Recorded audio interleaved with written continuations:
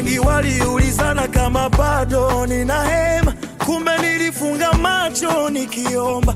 Walijua nimekufa, wakasimama kunichimbia kaburi langu. Machozi yangu akageuka furaha, uchungu wangu kageuka amani. Mungu akanifanyia kicheko mbele ya watesi wangu.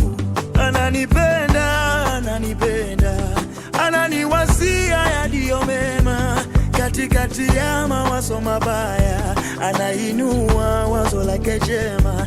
Anatupenda, anatupenda, anatuwazia yaliyo mema. Katikati ya mawazo mabaya, anainua wazo lake jema.